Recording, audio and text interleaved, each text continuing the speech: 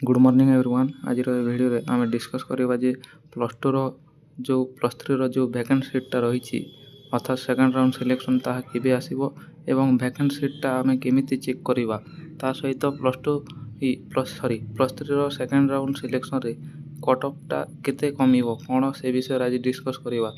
तो सर्वप्रथम निजर मोबाइल किंबा लैपटॉप रो क्रोम ब्राउजर को आसीजिवे एवं साम्स ओडिशा एटा सर्च करदेवे जोटा कि आम एठार लिखीचु साम्स ओडिशा से आप सर्च करदेवे। सर्च कलापर प्रथम जो वेबसाइटा आसूँ साम्स ओडिशार ऑफिशियल वेबसाइट से ऊपर क्लिक करेंगे। जमी क्लिक करेंगे ता तलक आसवे एठार देखिपे स्नातक बोली लिखा ये जो स्नातक लिखाई या ऊपर आप क्लिक करेंगे। जमी आप क्लिक करेंगे आपन को ये इंटरफेसटा आसीज। तो आपड़ एठार चेक करेंगे देखिपे एठार दि जाइए महाविद्यालय अनुजाई क्षमता प्रवेश खाली स्थान फास्ट ही रही देखिपे एठार आम क्लिक करवा। तो देखिपे वैकेंसी लिखा हुई। तो आम प्रथम चेक करवा जेकोसी गोटे प्रथम चलते देखिए बालेश्वर डिस्ट्रिक्ट रे चेक करवा को ब्लॉक ना बालेश्वर एमपीएल आम चेक करवा केते कौन वैकेंसी रही। तो शो करवा देखा देखिपे एठार गोटे आमर कॉलेजटा आसी Kuntala Kumari Sabat women's degree college Baleswar. एठार देखिपे आर्ट्स रे रही 291टी सीट सेपरी फिजिकल साइंस रे 126टी रही सीट ता सहित बायोलॉजिकल साइंस रे 45टा सीट रही वैकेंट एवं कॉमर्स रे 21टा सीट वैकेंट रही। से बोली Fakir Mohan autonomous college Baleswar arts रे वैकेंट सीट रही 372टी एवं फिजिकल साइंस रे 123टी वैकेंट सीट रही ता सहित बायोलॉजिकल साइंस रे 72टी वैकेंट सीट रही एवं कॉमर्स रे 177टी वैकेंट सीट एवं सेल्फ फाइनेंस रे 91टी वैकेंट सीट रही। देखिपे यही भाव में आम वैकेंट सीटा चेक कर। तो ये देखु आम ऑनर्स पेपर हिसाब जो ऑनर्स रही से हिसाब केते कौन वैकेंट सीट रही चलते चेक करवा। एठार देखिपे ऑनर्स रिपोर्ट बोली दि जाइए ऊपर आम क्लिक करवा। क्लिक कलापर एठार आमको सही डिस्ट्रिक्ट सिलेक्ट करने पड़ो एवं ब्लॉकटा सिलेक्ट करने पड़ो। जमी सिलेक्ट करवा तापर शो ऊपर click करदेवा।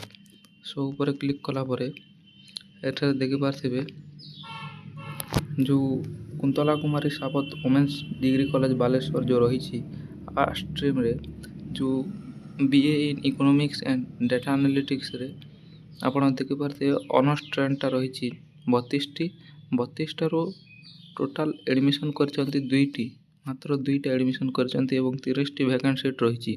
सेहीपरि arts BA in English and translation and digital humanities रे देखिपे टोटाल ऑनर्स स्ट्रेंथ रही 32टी एवं एडमिशन कर 4टी वैकेंट सीट रही 28टी। सेहीपरि देखिपा एफएम जो ऑटोनोमस कॉलेज रही से केते कौन रही वैकेंट सीटा। तो देखिपे फकीरमोहन ऑटोनोमस कॉलेज रे आर्ट्स रे एंथ्रोपोलॉजी रे टोटाल स्ट्रेंथ रही 32टारू मात्र 10टी ही एडमिशन कर 22टी वर्तमान सुधा वैकेंट सीट रही। सेहीपरि BA in economic and data analytics FM autonomous college रे टोटाल 36टी स्ट्रेंथ रही ऑनर्स पेपर हिसाब एवं 21टी ही एडमिशन होती एवं 15टी वैकेंट सीट रही। से बोली जदि आम साइंस कथा देखा तो देखिपे साइंस रे जूलॉजी ऑनर्स रे 32टा टोटाल स्ट्रेंथ रही एवं मात्र 14टी ही एडमिशन कर 18टी आपको वैकेंट सीट रही। से बोली देखिपे BSc in zoology and integrated bioscience ADP से भी 32टी स्ट्रेंथ एवं टोटाल एडमिशन हो 14टी वैकेंट सीट रही 18टी। ଏଭଳି ଭାବରେ ଆପଣ ଭ୍ୟାକେନ୍ସି ସିଟ୍ ଚେକ୍ କରିପାରିବେ ଅନର୍ସ ହିସାବରେ ମଧ୍ୟ। ତାପରେ ଦେଖିବା ଡିଷ୍ଟ୍ରିକ୍ଟ ୱାଇଜ୍ କ'ଣ ରହିଛି।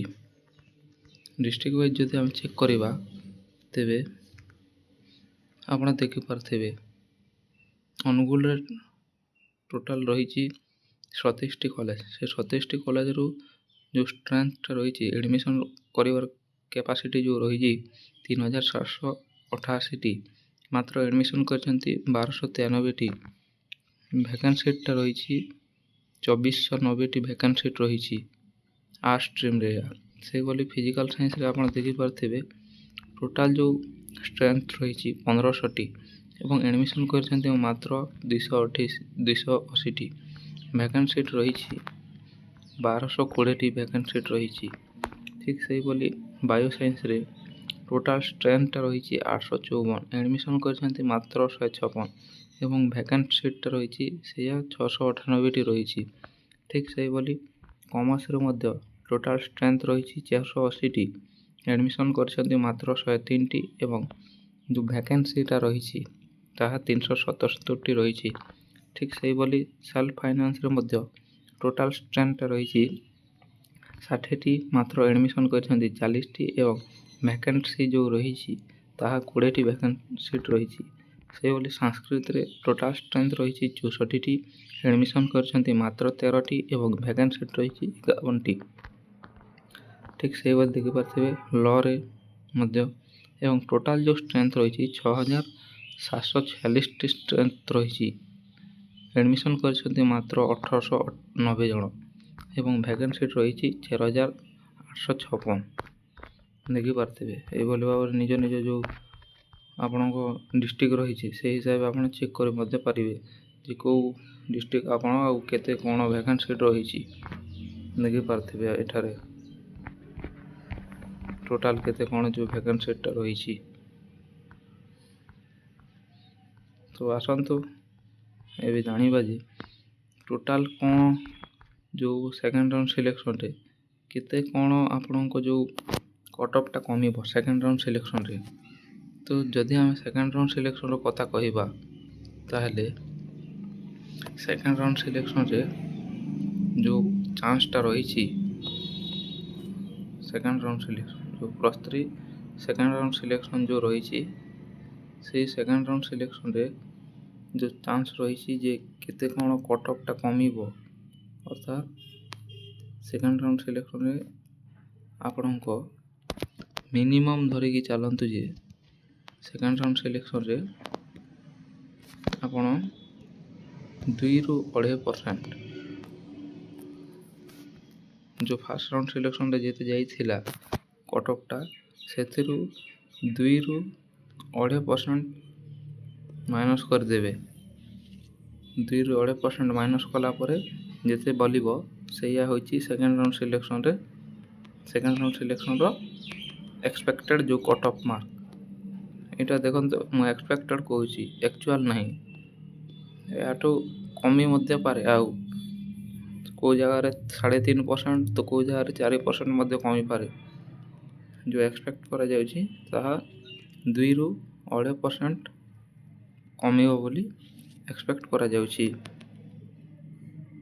ଜାଣିଲେ କେତେ କ'ଣ ଯିବେ କଟ୍ଅଫ୍ଟା କମିବ ବୋଲି, ମାତ୍ର 2ରୁ 2.5% ହିଁ କମିବ। ତ ଠିକ୍ ସେଇଭଳି ଦେଖିପାରୁଥିବେ ଆମେ ତ ଆପଣଙ୍କୁ ଦେଖିଲୁ କେତେ କ'ଣ ଭ୍ୟାକେନ୍ସି ରହିଛି। ସେଇ ଭ୍ୟାକେନ୍ସି ହିସାବରେ ଯଦି ସେକେଣ୍ଡ ରାଉଣ୍ଡ ସିଲେକ୍ସନ୍ରେ ଯଦି କମିଲା 2ରୁ 2.5% ମଧ୍ୟରେ, ତେବେ ଯେଉଁ ସ୍ପଟ୍ ସିଲେକ୍ସନ୍ ରହିଛି ସେଇ ସ୍ପଟ୍ ସିଲେକ୍ସନ୍ରେ ଆପଣଙ୍କ 6ରୁ 7% କମିବାର ମଧ୍ୟ ଚାନ୍ସ ରହିଛି ଗୋଟେ ଗୋଟେ ଜାଗାରେ। ବୁଝିପାରିଥିଲେ, 6ରୁ 7% ମଧ୍ୟ କମିବାର ଚାନ୍ସ ରହିଛି। ସେଇଟା ଆପଣଙ୍କ ଯେଉଁ ଡିଷ୍ଟ୍ରିକ୍ଟର ଯେଉଁ କଲେଜ ଗୁଡ଼ାକର କିମ୍ବା ୟୁନିଭର୍ସିଟି ଗୁଡ଼ାକର ଯେଉଁ ଭ୍ୟାକେନ୍ସି ସିଟ୍ ଉପରେ ଡିପେଣ୍ଡ କରେ। ବୁଝିପାରୁଥିବେ, ତ ଆପଣମାନଙ୍କୁ ଓରିଡ୍ ହେବାର କିଛି ଦରକାର ନାହିଁ। ଭ୍ୟାକେନ୍ସି ସିଟ୍ଟା ବହୁତ ରହିଛି। ଆପଣଙ୍କ ସେକେଣ୍ଡ ସିଲେକ୍ସନ୍ରେ ନିଶ୍ଚିତ ମାଧ୍ୟମରେ ଆପଣଙ୍କ ଯେଉଁ କଲେଜଟା ଭାବିଛନ୍ତି ମିଳିବ ବୋଲି ସେଇଆ ନିଶ୍ଚିତ ମାଧ୍ୟମରେ ମିଳିବ। ତ ଆଜିର ଭିଡ଼ିଓରେ ଏତିକି। ଭିଡ଼ିଓଟି ଭଲ ଲାଗିଥିଲେ ଭିଡ଼ିଓକୁ ଲାଇକ୍ କରନ୍ତୁ, ଚ୍ୟାନେଲରେ ନୂଆ ଥିଲେ ଚ୍ୟାନେଲକୁ ସବସ୍କ୍ରାଇବ୍ କରନ୍ତୁ ଏବଂ ନିଜ ସାଙ୍ଗସାଥିମାନଙ୍କ ସହିତ ସେୟାର ମଧ୍ୟ କରନ୍ତୁ।